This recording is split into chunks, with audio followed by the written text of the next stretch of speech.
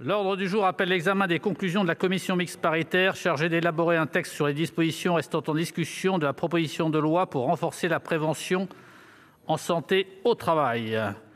Dans la discussion générale, la parole est à Madame la présidente Pascale Gruny, rapporteure pour le Sénat de la commission mixte paritaire pour 5 minutes.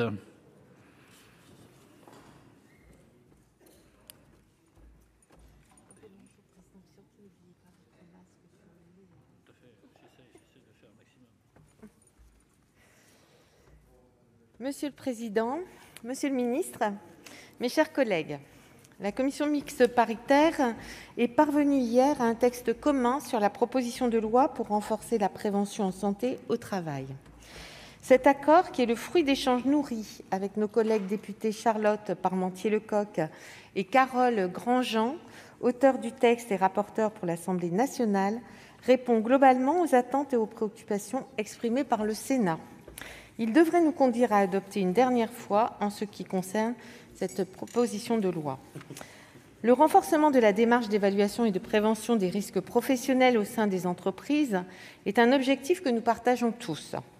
Nous avons cependant tenu à l'aborder avec pragmatisme en garantissant notamment le caractère opérationnel de l'élaboration et de la conservation du document unique d'évaluation des risques professionnels, le DUERP. Je me félicite en particulier que l'obligation de dépôt dématérialisé du DUERP, introduite par le Sénat à l'article 2, soit maintenue dans le texte de la CMP. Sa mise en œuvre sera bien entendu échelonnée dans le temps pour tenir compte de la taille des entreprises et de leurs contraintes, et nous confions le soin aux organisations patronales de définir les modalités du déploiement du portail numérique qui centralisera ce dépôt dématérialisé. Nous partagions par ailleurs avec les rapporteurs de l'Assemblée nationale le souci d'améliorer la qualité des prestations des services de prévention et de santé au travail interentreprises, les SPSTI, et leur mobilisation dans l'ensemble de leurs missions dans une logique de service rendu aux entreprises adhérentes et à leurs salariés. À l'article 8, qui contient plusieurs avancées concernant le cadre d'exercice des SPSTI, la rédaction finale reprend plusieurs apports du Sénat. La précision apportée à la définition de l'ensemble socle de services, l'initiative donnée aux partenaires sociaux à travers la proposition du Comité national de prévention et de santé au travail, le CNPST, dans l'élaboration du cahier des charges de la nouvelle procédure de certification. Enfin, l'introduction d'un régime d'administration provisoire permettant de remédier à une situation de dysfonctionnement grave d'un SPSTI qui l'empêcherait d'assurer ses missions.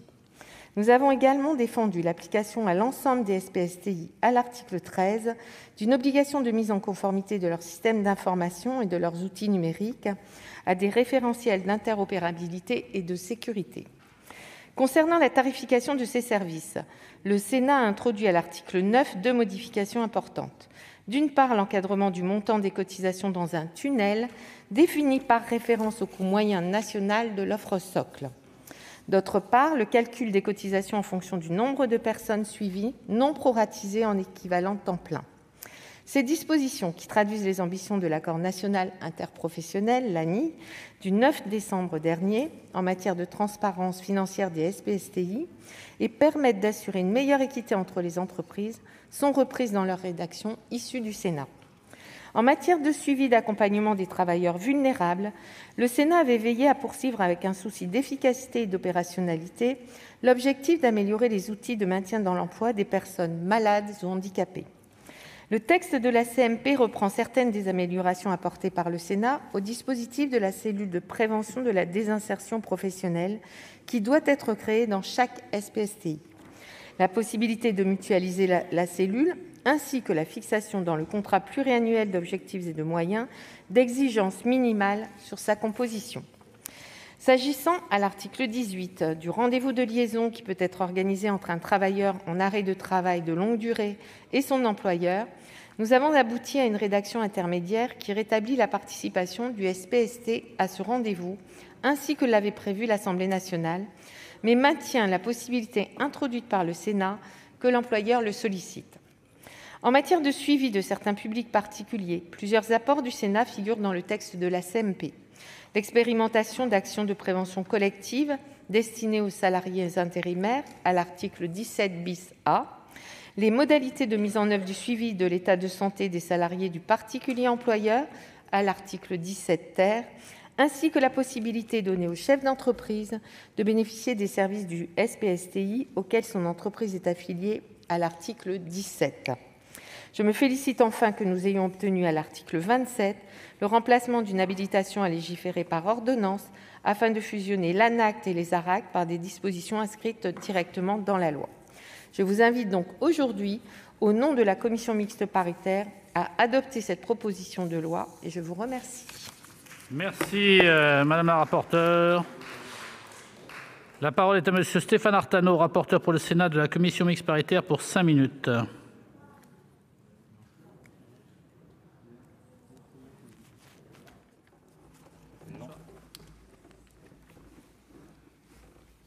Monsieur le Président, Madame la Présidente, Monsieur le Ministre et mes chers collègues, je me réjouis à mon tour que la commission mixte paritaire soit parvenue à un accord sur les dispositions restant en discussion de la proposition de loi pour renforcer la prévention en santé au travail. Cet accord conclut des échanges fructueux entre l'Assemblée nationale et le Sénat pour l'élaboration d'un texte qui vous est soumis aujourd'hui. Il concrétise une démarche inédite de démocratie sociale et parlementaire au service de la protection de la santé des travailleurs. Il me semble que la commission mixte paritaire est parvenue à un texte équilibré qui retient d'importants apports du Sénat. Nous avons veillé à réunir les conditions d'une médecine du travail moderne au service de la prévention et adaptée aux nouveaux défis posés par l'évolution des technologies et des modes d'organisation du travail.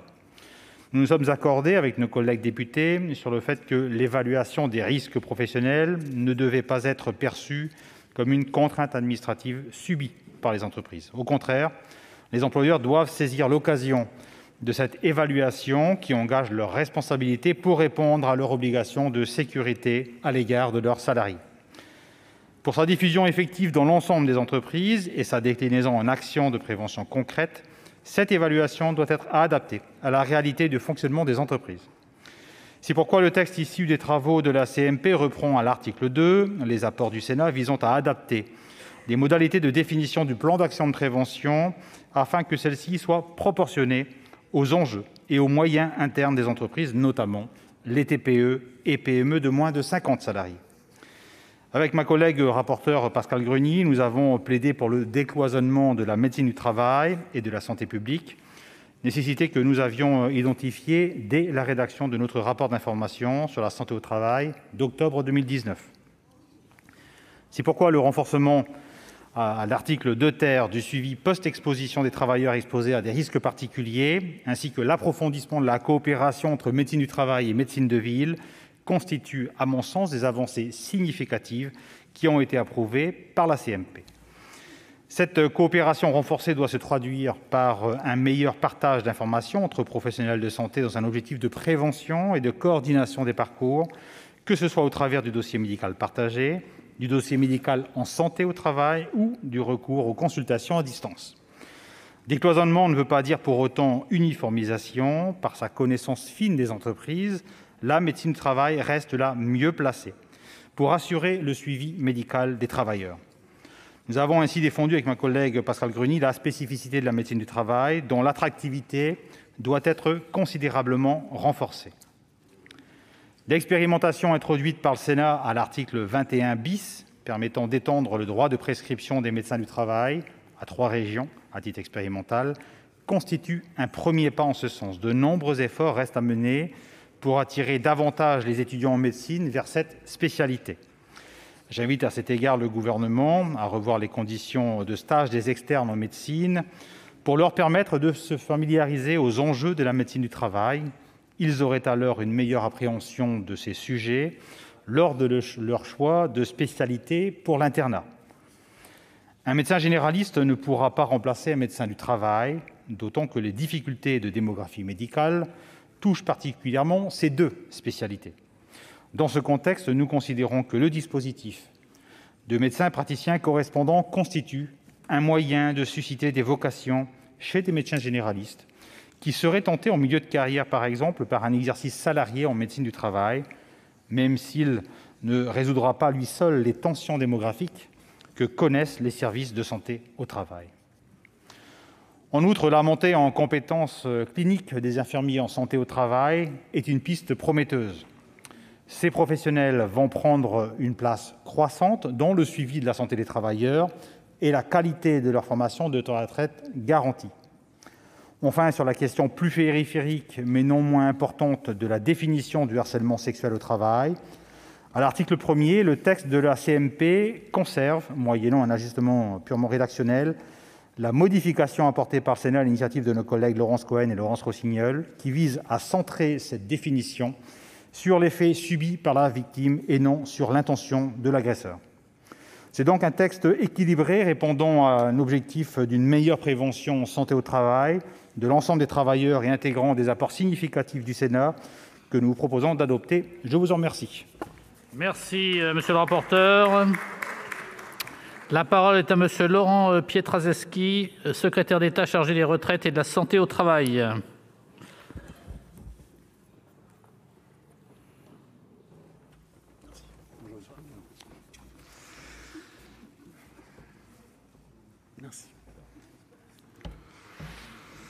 Monsieur le Président, Madame la Présidente de la Commission des Affaires sociales, Madame et Monsieur le rapporteur, Mesdames et Messieurs les sénateurs, je suis heureux de prendre la parole devant vous à l'occasion de ces conclusions de la Commission mixte paritaire sur la proposition de loi pour renforcer la prévention de la santé au travail. Elle marque, vous le savez, l'arrivée au terme de l'examen de ce texte d'initiative parlementaire. Ça a été d'ailleurs rappelé tout à l'heure par Madame la sénatrice Pascale Gruny, ce texte d'initiative parlementaire pour lequel le gouvernement, au final, se réjouit que le Parlement ait pu parvenir à un accord conclusif et constructif. Je tiens à cet égard à remercier tout particulièrement votre présidente de la Commission des Affaires sociales, Catherine Deroche, vos deux rapporteurs, Pascale Gruny et Stéphane Artano, ainsi que l'ensemble des membres de la Commission mixte paritaire dans les deux assemblées. Votre travail de grande qualité permet d'aboutir aujourd'hui à un texte solide et équilibré qui, conformément à l'engagement du gouvernement, vient donner une réalité législative et démocratique à l'accord national interbranche conclu entre les partenaires sociaux en décembre dernier. Je me félicite de cette complémentarité liant à la vitalité de notre dialogue social celle de notre démocratie représentative, dans l'intérêt et au final pour le bénéfice de la santé de millions de salariés et de leurs employeurs. La crise sanitaire que nous continuons de traverser nous rappelle chaque jour l'enjeu essentiel qu'est l'amélioration de la santé au travail, enjeu pour lequel le gouvernement est pleinement mobilisé. C'est également une attente forte des salariés et des entreprises que j'ai pu mesurer à travers mes nombreux déplacements depuis plus d'un an à leur côté au sein des services de santé au travail.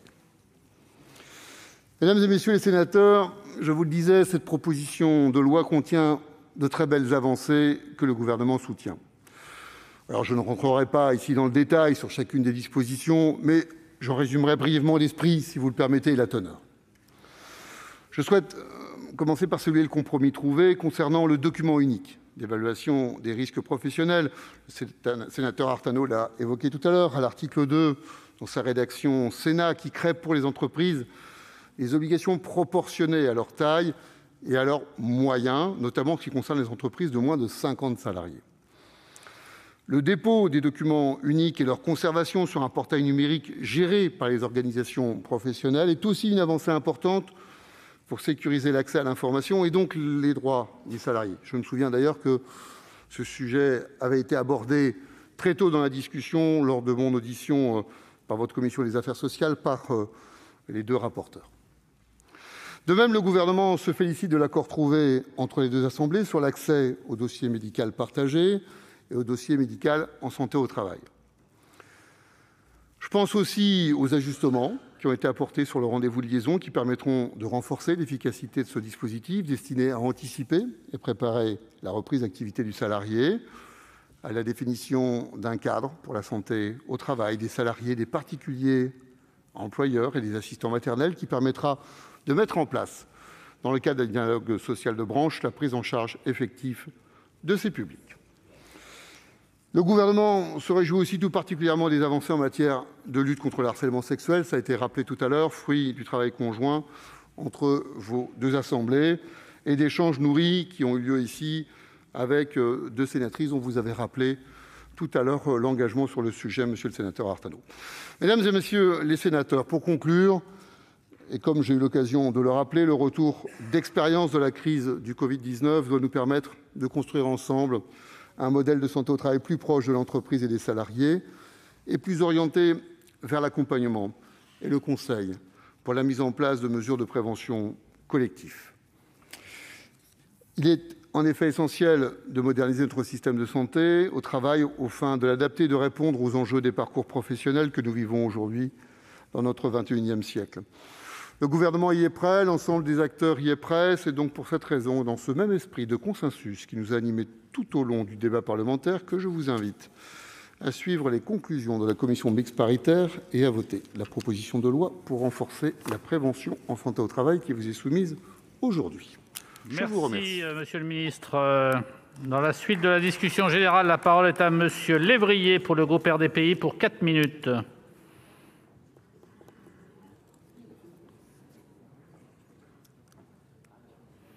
Fait synthétique, lui. Bonsoir.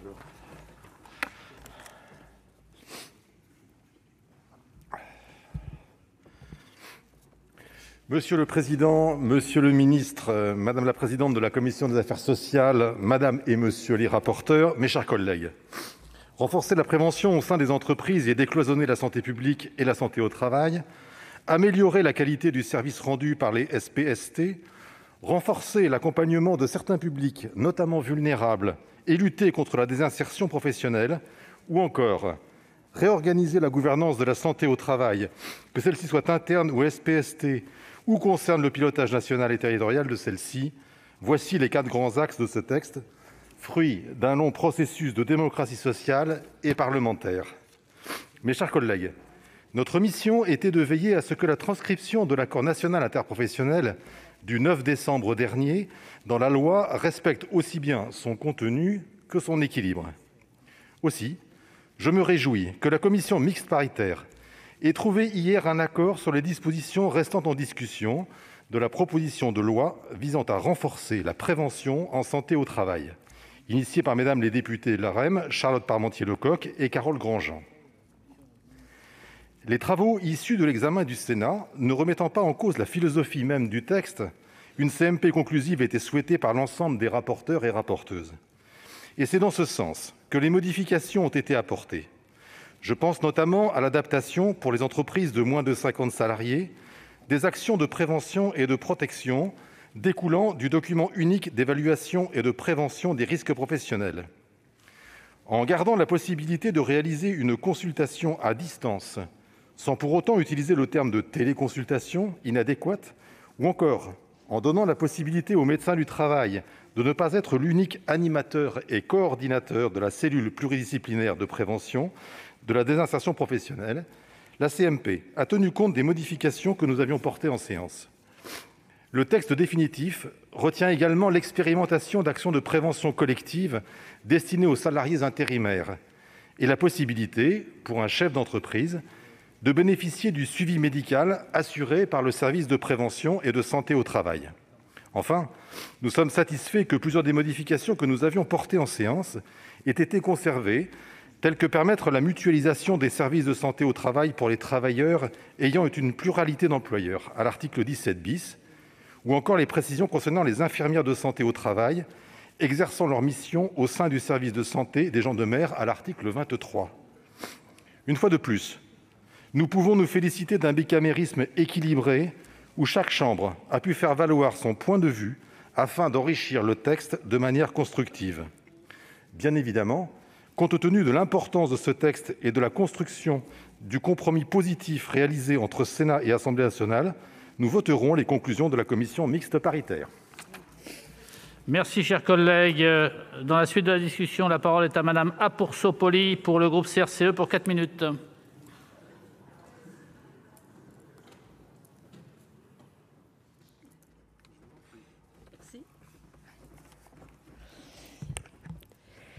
Monsieur le Président, Monsieur le Ministre, mes chers collègues, la commission mixte paritaire sur la proposition de loi visant à renforcer la prévention en santé au travail a réussi à se mettre d'accord hier après-midi sur un texte, il faut bien se le dire, au rabais.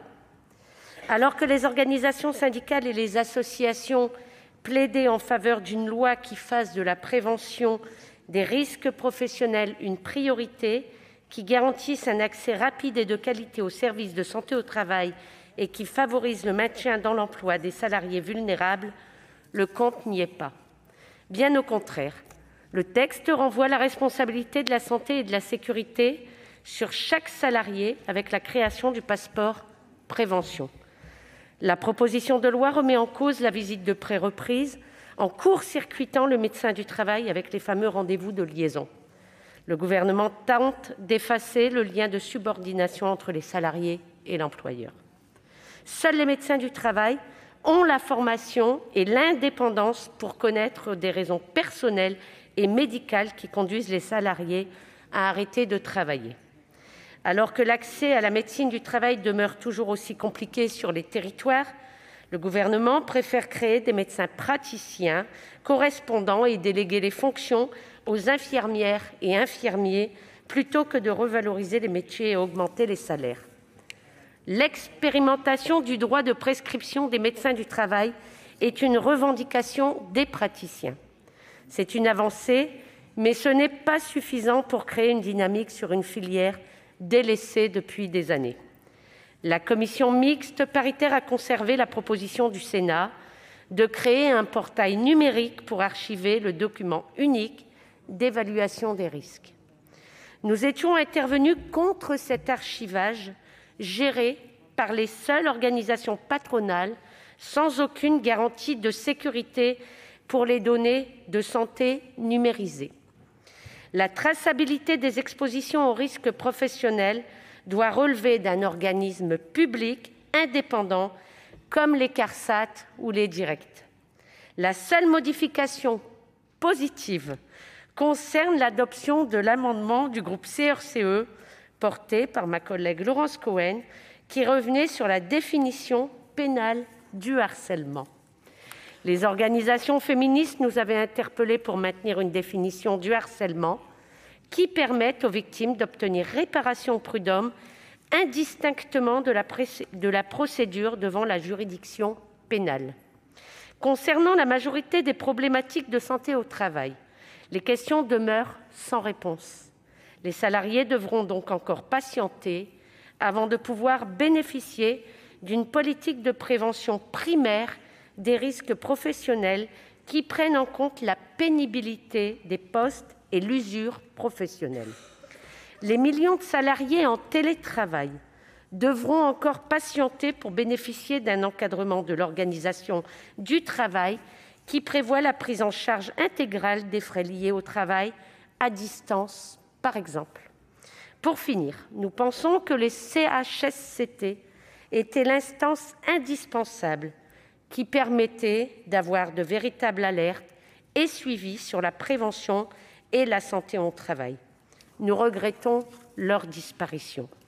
Les sénatrices et sénateurs du groupe communiste, républicain, citoyen et écologiste voteront donc contre cette proposition de loi. Je vous remercie. Merci, chers collègues. Dans la suite de la discussion, la parole est à Madame Sollogoub pour le groupe Union centriste pour 6 minutes.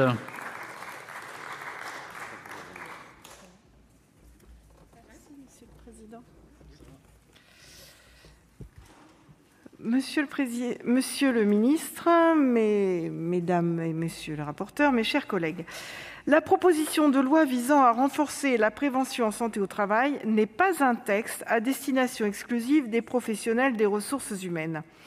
Ce texte nous concerne tous, c'est un texte de société.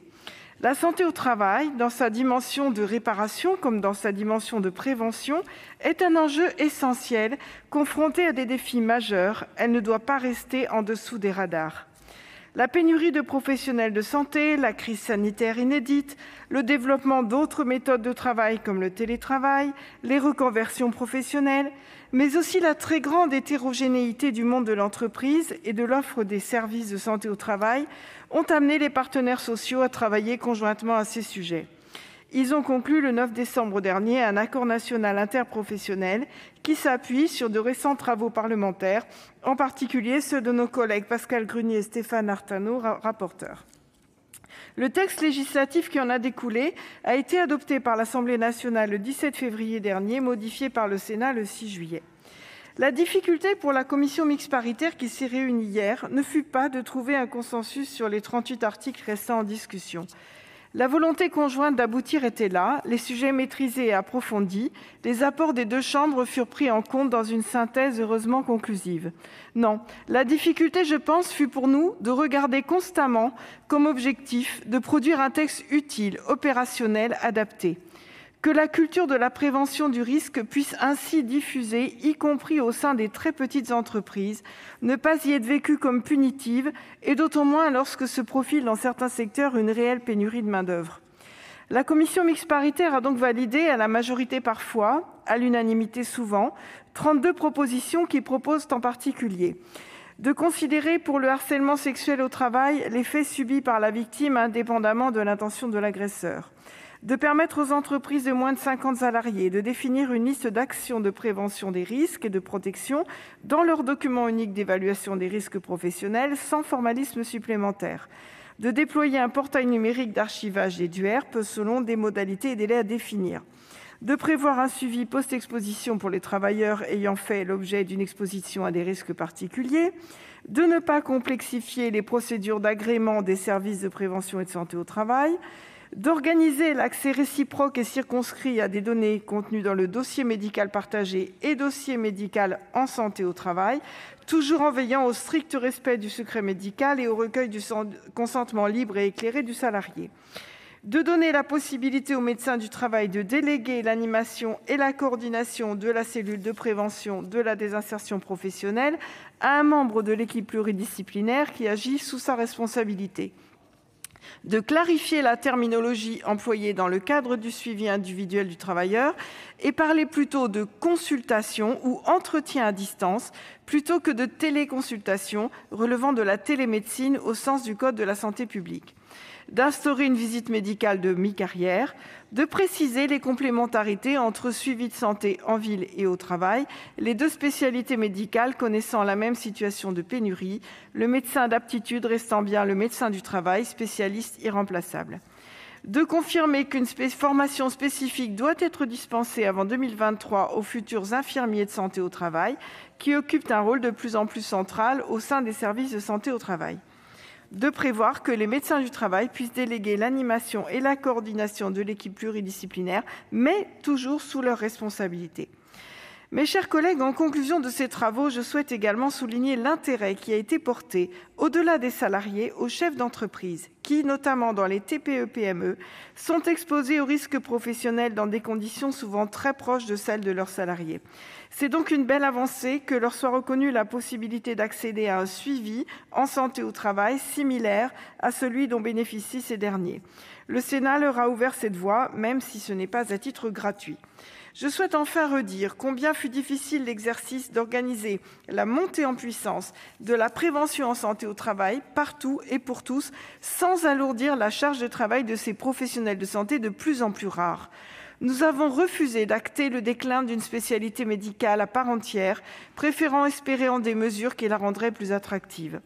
Souhaitons que le but soit atteint, qu'en particulier les patrons de TPE-PME ne se perdent pas dans les acronymes barbares, les ANI, les DUERP, les CNPST, les SPSTI, les SPST, CPOM, DMP et DMSP. Que chacun, employeur et salarié, trouve là des pistes de progrès gagnant-gagnant, des outils pratiques qui permettent de protéger ce bien unique et irremplaçable qu'est la santé de nos collaborateurs. Vous l'aurez compris, les centristes donneront un vote favorable. Merci, chers collègues. Dans la suite de la discussion générale, la parole est à Madame Le Houerou pour le groupe socialiste, écologiste, républicain pour 6 minutes.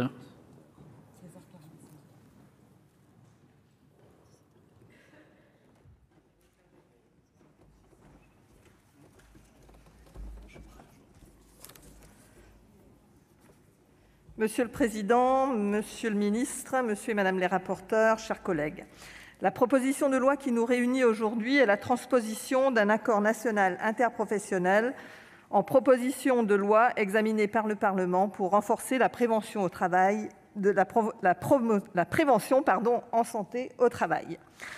Nous regrettons que les médecins du travail n'aient pas été plus largement associés à la concertation avec les partenaires sociaux. Ils sont pourtant bien placés pour évaluer la santé au travail et agir à l'amélioration de la santé et de la prévention au travail. Faute d'un accord ambitieux et de ce cadre contraint accentué par l'application stricte des articles 40 et 45 de la Constitution, nous n'obtenons au final qu'une proposition de loi a minima. Elle portait pour ambition la prévention et la santé au travail, mais elle apporte en réalité des confusions et un risque de rapport déséquilibré entre les travailleurs et les employeurs. Si les versions sorties de l'Assemblée nationale et du Sénat étaient insatisfaisantes, nous ne constatons pas d'amélioration significative du texte dans la version issue de la commission mixte paritaire. La version actuelle contient un risque de dégradation de la protection des salariés. Le texte opère un véritable glissement de la santé au travail vers des missions de santé publique et de promotion de la santé globale, soit une dilution de la mission de santé au travail au profit d'une notion de santé en entreprise. Il y a une véritable confusion entre la santé au travail, c'est-à-dire relative à l'organisation du travail en matière de prévention des risques primaires, et la santé individuelle des travailleurs relative au comportement vis-à-vis de l'alcool, par exemple, du tabac, de la pratique sportive.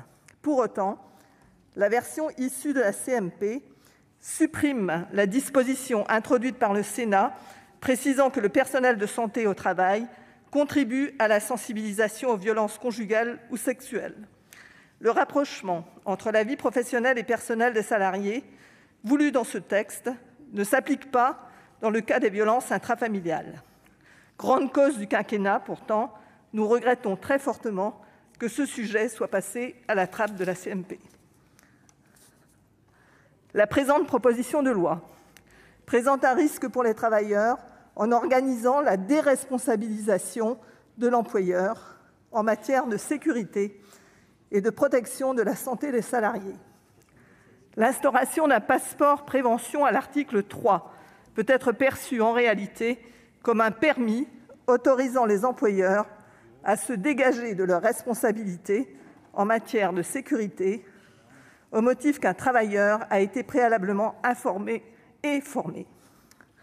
L'examen au Sénat et en CMP n'a malheureusement pas apporté de solution à ce problème pointé par notre groupe lors des débats au Sénat. Par ailleurs, donner l'accès du dossier médical partagé aux médecins du travail représente un danger pour la protection des salariés. Cet accès au dossier médical peut être préjudiciable aux salariés, en particulier lors des visites d'embauche ou de reprise de travail, surtout lorsqu'il y a une nécessité d'adaptation à l'emploi.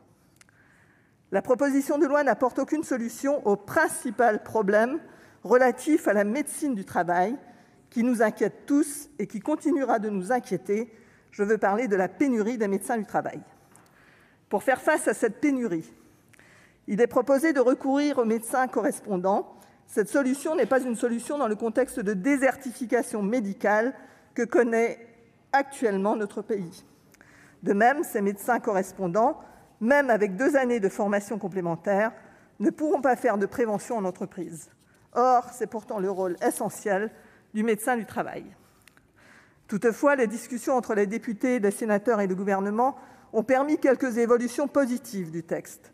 La première est de prendre en compte aussi bien les agissements sexistes que les propos ou comportements à connotation sexuelle dans les situations visées dans la définition du harcèlement sexuel au travail. La prise en compte des faits subis par la victime, indépendamment de l'intention des personnes concernées de les imposer, va dans le sens des propositions que nous avions formulées lors de l'examen au Sénat. Par ailleurs, nous saluons l'adoption d'un amendement à l'article 2 ter pour instaurer un suivi renforcé pour les salariés ayant été exposés à des risques particuliers pour leur santé ou leur sécurité. De même, la nouvelle version du texte porte une vigilance particulière aux nouvelles formes d'organisation du travail, et en particulier le télétravail. Elle dispose que les services de prévention et de santé au travail prêtent une attention particulière à l'impact que peut avoir le télétravail sur la santé et la sécurité des travailleurs. Dans le même sens, nous sommes également favorables au rétablissement de la disposition retenue par l'Assemblée nationale qui consiste à prévoir que le service de prévention et de santé au travail devra être associé au futur rendez-vous de liaison entre l'employeur et le salarié en arrêt de travail. Cette présence permet de protéger le salarié des éventuelles pressions de l'employeur et d'éviter le tête-à-tête salarié-employeur. S'agissant de la possibilité pour les infirmiers disposant de la qualification nécessaire d'exercer en pratique avancée en matière de prévention et de santé au travail, la disposition ne nous satisfait pas totalement.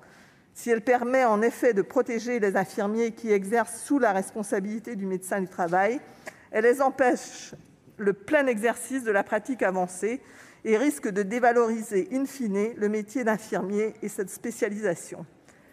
Cette proposition de loi, porteuse de grands espoirs concernant la pénurie de médecins du travail, la prévention des risques primaires, les inégalités territoriales, n'apporte en réalité pas de réponse concrète aux difficultés posées par l'exercice de la médecine du travail. Nous le regrettons et, en conséquence, le groupe socialiste, écologiste et républicain ne soutiendra pas ce texte. Merci, cher collègue. Dans la suite de la discussion, la parole est à M. Chassaing pour les groupes Les Indépendants pour 4 minutes.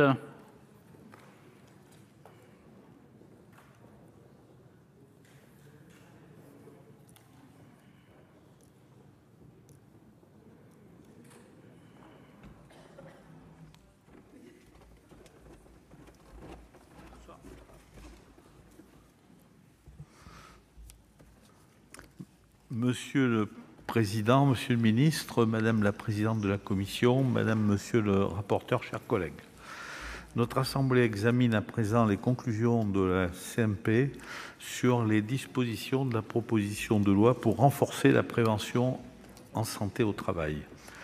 Le groupe Les Indépendants se félicite de l'accord de la CMP. Cette proposition de loi s'appuie sur plus de 2 ans de négociations avec les partenaires sociaux, aboutissant à un accord signé le 10 décembre dernier.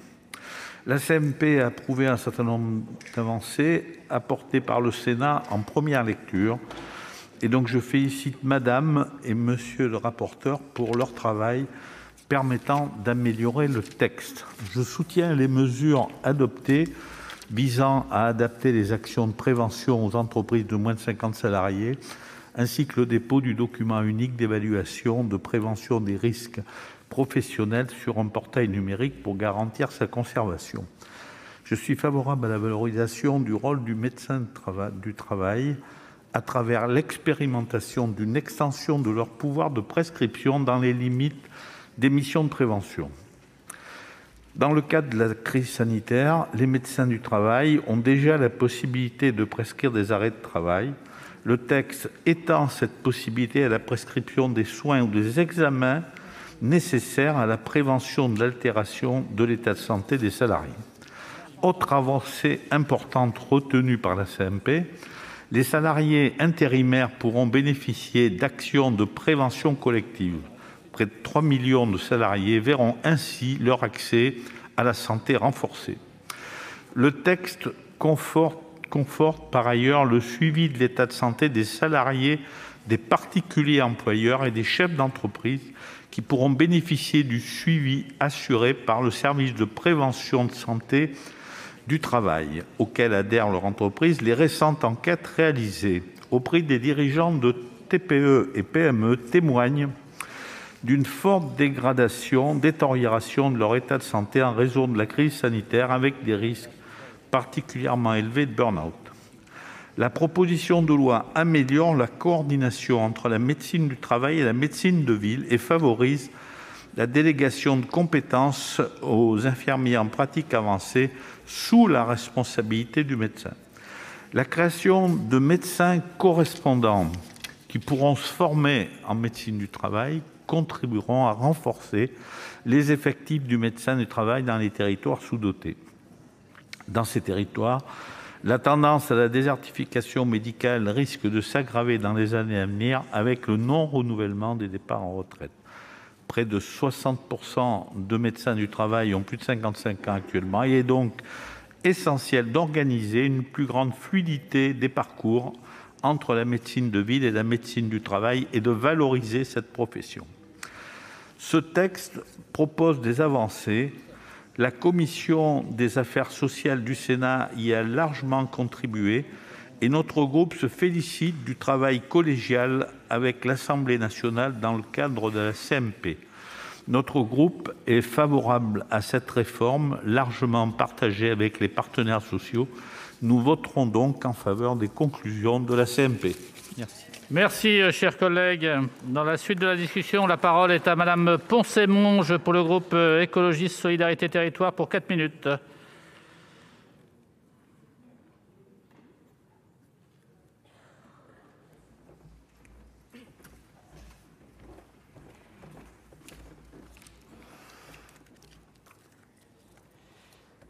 Monsieur le président, monsieur le ministre, mes chers collègues, lors de l'examen du texte, nous avions regretté une occasion manquée de présenter un projet de loi santé au travail ambitieux, plutôt qu'une transcription incomplète de l'accord national interprofessionnel de 2020, qui n'en respecte même pas tous les équilibres, et ce, au détriment des salariés.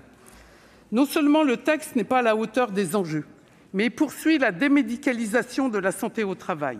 Il ne revient pas sur la dégradation des services de santé au travail due aux réformes antérieures et, par certains de ces dispositifs, l'aggrave. Comme il n'écarte pas le risque d'échappement de la responsabilité personnelle de l'employeur quant à ses obligations en termes de santé-sécurité. Pendant les débats, les écologistes ont porté une autre vision du travail et de la santé au travail. En intimant au Parlement de se contraindre à l'accord interprofessionnel signé par 4 syndicats, la majorité présidentielle a dénié à l'État et au Parlement sa responsabilité propre quant à la santé au travail. Puis beaucoup de nos propositions ont été rejetées, y compris celles co-construites avec les professionnels et les syndicats, dont certains syndicats avaient pourtant signé l'ANI. Le résultat est donc encore aggravé au sortir de la commission mixte paritaire. Nous avions rappelé que la santé et la sécurité des salariés n'étaient pas optionnelles. Le texte prévoit toujours une offre socle et complémentaire au sein des services de santé au travail, qui n'ont pas de temps médical suffisant. Nous avions réaffirmé la responsabilité personnelle de l'employeur en matière de santé et sécurité. Car si le pouvoir d'organisation n'est pas partagé, alors la responsabilité ne saurait l'être. Le texte consacre des dispositifs qui la relativisent.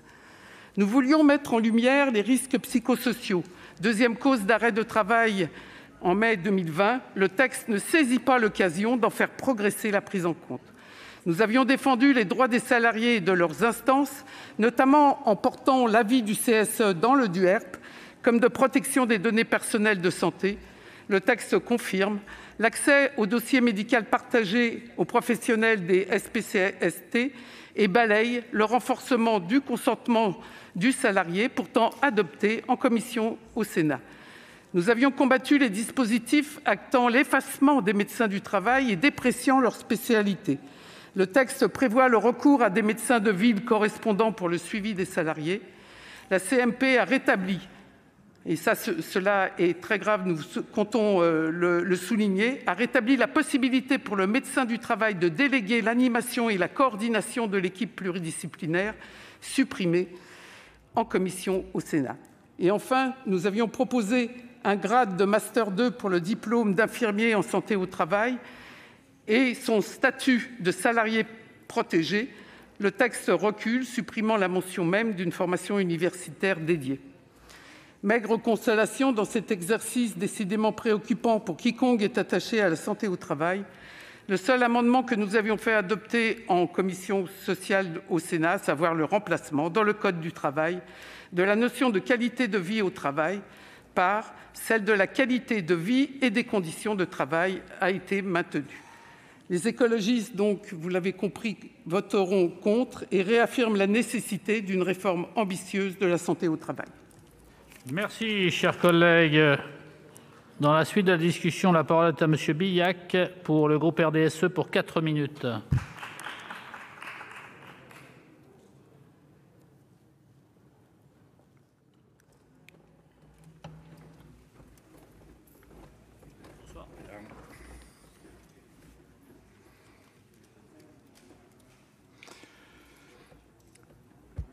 Monsieur le président, monsieur le ministre, madame et monsieur le rapporteur, chers collègues, la crise sanitaire que nous traversons depuis plus d'1 an nous rappelle combien la santé au travail a légitimement sa place au sein de notre politique de santé publique. mais nombreuses sont les études mettant en évidence les limites de l'organisation des services médicaux du travail.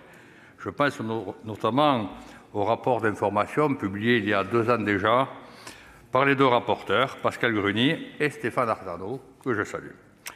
Les 2 dernières grandes réformes de la santé au travail, en 2011 et 2016, ont certes apporté certaines améliorations, mais force est de reconnaître qu'il est aujourd'hui nécessaire qu'elles reposent davantage sur une logique de prévention et non plus seulement sur des mécanismes de réparation des atteintes à la santé des travailleurs. Mieux vaut prévenir que guérir, ou si vous préférez, comme le disait le philosophe anglais John Locke au XVIIe siècle, si l'on ne réussit pas à prévenir le mal, il ne peut être guéri sans beaucoup de difficultés. Comme je l'ai déjà dit lors de l'examen de la proposition de loi au Sénat le 16 juillet dernier, ici même, l'une des particularités de ce texte est qu'il est issu de l'accord national interprofessionnel du 9 décembre 2020, qui a été signé, rappelons-le, à la quasi-totalité des organisations syndicales, sauf une. Sur le fond, je tiens à saluer la qualité du travail effectué par nos 2 assemblées et l'accord trouvé en commission mixte paritaire. Il faut aussi souligner que si la CMP est parvenue à un accord, elle a retenu de nombreuses dispositions adoptées par le Sénat, preuve que nos 2 assemblées savent s'entendre sur un sujet essentiel pour la vie de nos concitoyens et de nos travailleurs. Pour ma part, évidemment, je regrette qu'aucun de mes amendements n'ait été adopté, et notamment celui sur la téléconsultation ou encore pour une meilleure prise en compte de la représentation des salariés des entreprises petites et moyennes. Beaucoup a été dit par les orateurs précédents, mais je reviendrai rapidement sur les points qui constituent des avancées, comme l'expérimentation du droit de prescription des médecins du travail, cher à notre collègue rapporteur Stéphane Artano. Selon ses propres termes, c'est à la fois une réponse au défi de la démographie médicale, mais aussi l'opportunité de décloisonner médecine de ville et médecine du travail dans un même effort de cohérence en santé publique. La recherche d'une homogénéisation des services de la prévention en santé autour d'un socle commun de prestations est un progrès attendu et nécessaire. Elle se concrétise grâce au document unique d'évaluation et de prévention des risques professionnels. La CMP conserve d'ailleurs l'obligation de dépôt dématérialisé du DU sur un portail numérique géré par les organisations d'employeurs, ainsi que l'expérimentation d'actions de prévention collective destinées aux salariés intérimaires. Elle adopte également l'adaptation aux entreprises de moins de 50 salariés des exigences en matière d'action et de prévention et de protection découlant de l'élaboration du document unique. Considérant que ce texte est une avancée, même s'il n'est pas parfait, et qu'il donne des moyens à la médecine du travail de s'ouvrir à une approche pluridisciplinaire, face aux nouvelles formes de travail et aux évolutions, le RDSE votera en faveur de ce texte. Merci, chers collègues. Dans la suite et la fin de la discussion générale, la parole est à Monsieur Richer. Pardon, madame, tout à fait, excusez-moi. Madame Richer pour les Républicains. Pardon.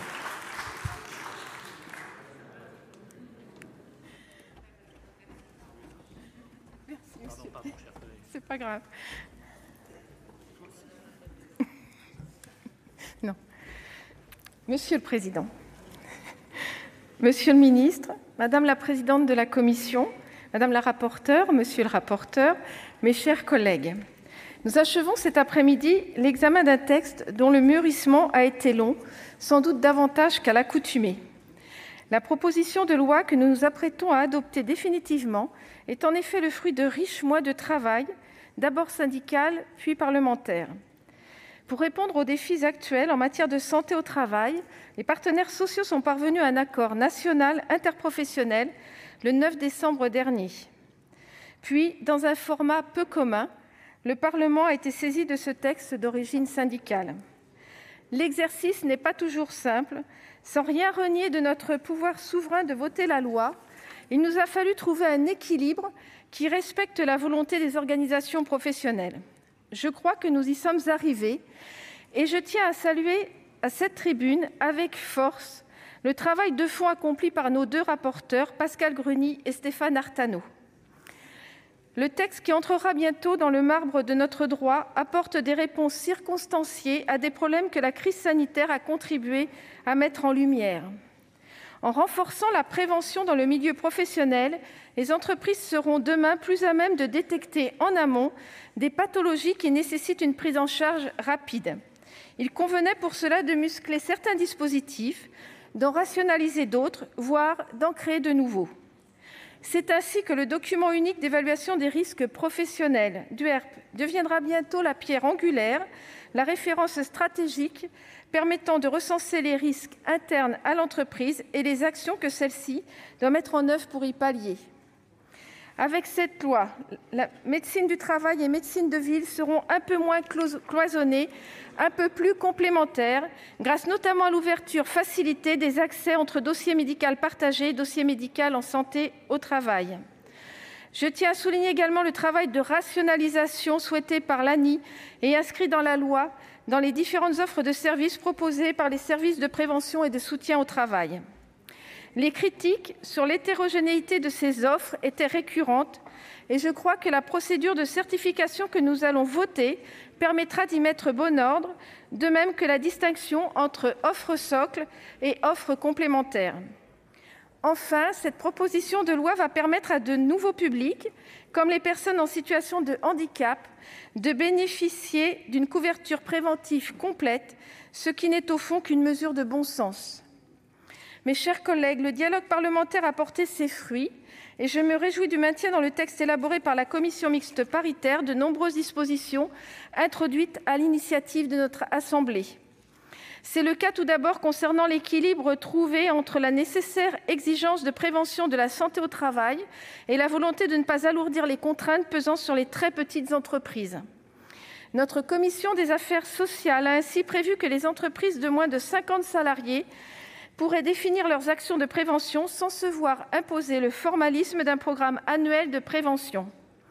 C'est une rédaction de compromis qui a in fine été retenue, qui vise à garantir que les actions de prévention et de protection que les entreprises de moins de 50 salariés doivent définir seront obligatoirement listées dans le DUERP. La CMP a, par ailleurs, maintenu l'ouverture de l'offre socle de services fournie par les SPST aux travailleurs indépendants que le Sénat avait introduit en première lecture. Notre Assemblée a enrichi sur de nombreux autres points le texte de l'ANI examiné préalablement à l'Assemblée nationale. Nous avons ainsi souhaité renforcer l'approche préventive de la santé au travail grâce à la prise en compte des situations de polyexposition pour les travailleurs exposés à des risques chimiques. Définir plus précisément l'offre socle de services délivrés par les SPST. Enrichir les dispositions concernant la certification et la tarification des mesures mises en place par les services de prévention ou, encore mieux, inclure les questions de harcèlement sexuel dans les politiques de prévention. Je pourrais également citer le compromis trouvé avec nos collègues députés concernant l'intégration du passeport prévention, passeport formation, lorsque les salariés disposent d'un tel document, mais aussi l'amélioration du dispositif prévu par l'ANI de visite de mi-carrière. Je tiens enfin à souligner que le Sénat, en commission mixte paritaire, a obtenu l'inscription en dur, si j'ose dire, des dispositions de regroupement des ARAC au sein des ANACT que le Gouvernement souhaitait voir prises par ordonnance. Mes chers collègues, vous le constatez, beaucoup de mesures adoptées par notre Assemblée figurent dans le texte final et c'est une réalité dont nous pouvons nous réjouir.